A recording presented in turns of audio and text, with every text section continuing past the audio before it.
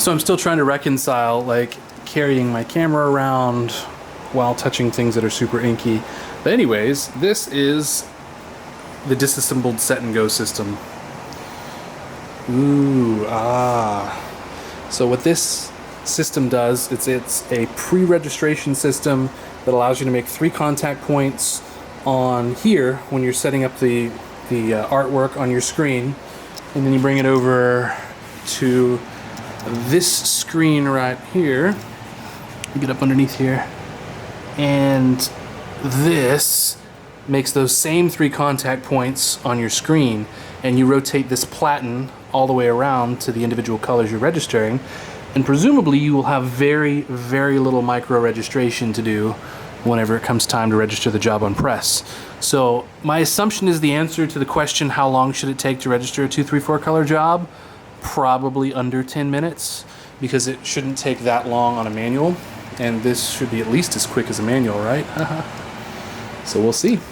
All right, so I've gone ahead and set up the Set and Go system. All I did was bolt it in and lean it against the wall because, like I said, we're in a really tight space, so it doesn't get to lay out like it would want to. It would need like another foot of depth on my work table, which I just don't have.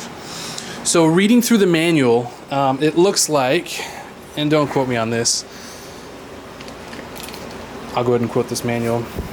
There's a CD-ROM template that has all of these registration marks laid out, and I use those. Turn the machine on, place your screen over the light box, press it gently into the bottom and side registration pins. So these have lit up because it's making contact on all 3 points.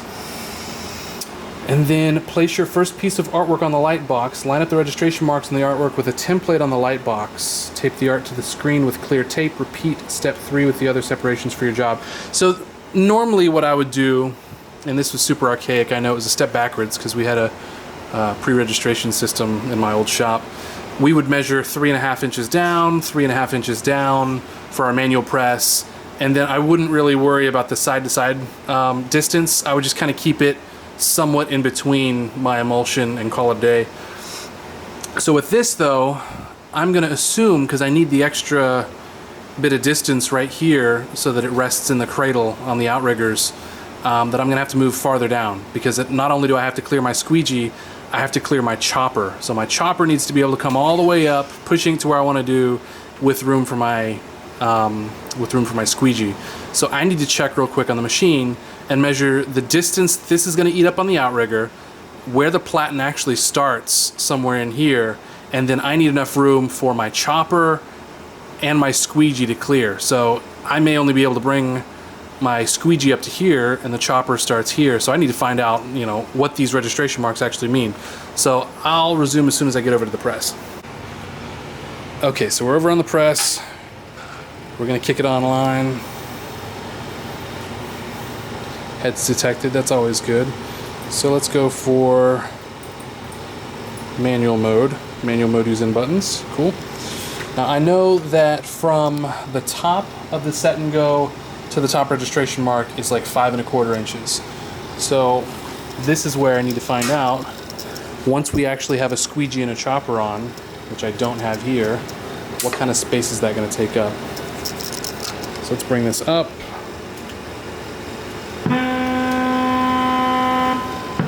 Oh, I have some safety bars in. Let me fix that real quick.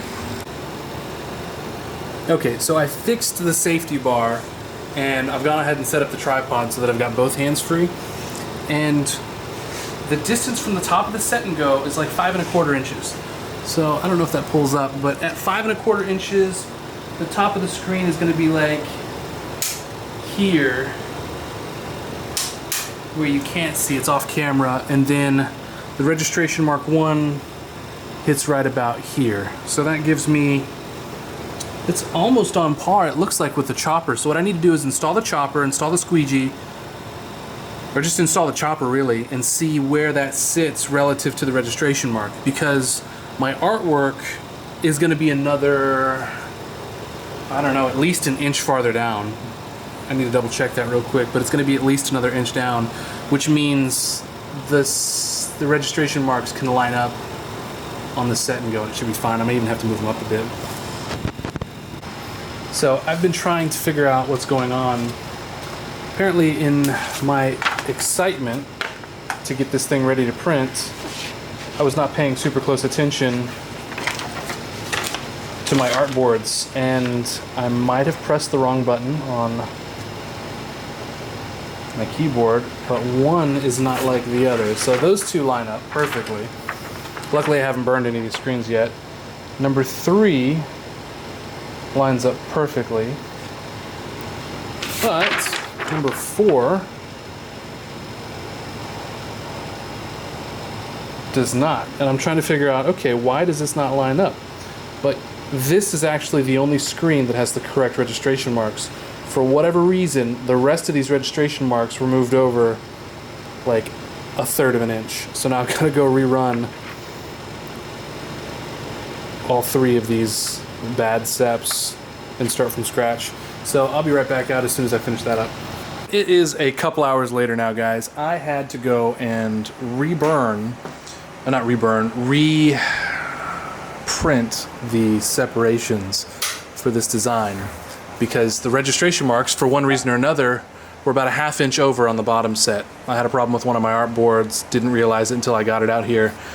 Now they're reburned, and I went ahead and took the liberty of moving the registration marks further down, because this is about 5 1/4 inches from the top of the screen, and this is about the limit of where the chopper system can reach. So when the chopper bar goes to flood the screen with ink, there still has to be enough room for the squeegee. So the chopper bar and squeegee can go about up to here, and then at that point you're bumping into screen, you're causing other problems. So I went ahead and moved my registration marks here and have my art about 3/4 of an inch down below that.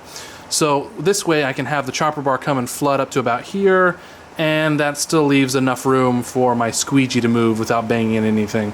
So we're gonna run a couple of dry tests to make sure that we're good before we tighten and lock everything down, and we'll go from there. So the set and go system is actually pretty ingenious. With these 3 points of contact here, and they light up whenever I get them touching on a metal screen, you know that for all intents and purposes, your screen is just about as centered and vertically aligned as it can be. So when I go to set my registration marks on their system and they line up, which these are a little low, I guess I'd have to start burning my artwork with their grid in mind. But whenever you've got your artwork set up, it's ready to roll. So when I get it onto the press, we should be set and ready to go. So this is what it looks like. I've already taped these down. I mean, I filmed this after the fact. I'm not used to filming for YouTube, but I taped all of these down, and these are all 4 ready to go and get burned. So let's go ahead and take them over to our exposure unit. All right, so we're here at the exposure unit. My darkroom actually has LED lights. I picked up a bunch of LED lights that don't emit UV. So for the most part, I don't have an issue with exposing my screens, and I don't have to walk around in like yellow light environment, which is kind of nice actually.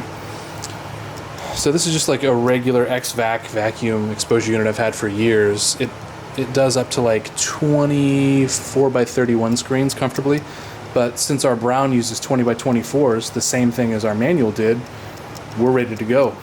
All right, so I've laid it down, put the little piping in here, gone ahead and closed it, lock it into place, and vacuum it. So what I do, I typically leave the safety light on while I'm vacuuming it, and then I turn the safety light off just as soon as I press the exposure. That way if I come back and the vacuum's on and the yellow light's off, I know, even if I get to doing other things, that I've already exposed the unit, because I only turn the safety light off when I'm ready to expose. Because sometimes I've been known to like double expose screens, and it's super annoying, especially if you've got like 5 things going on at once.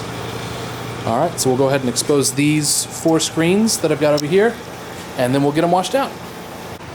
All right, so all 4 of the screens are burned now, and they are ready to be washed out. It's gonna be extremely loud, so I usually put earphones in, and I may just play some music over this while I'm rinsing them out, but it's super therapeutic. If you've ever rinsed out a screen with a pressure washer, it's amazing.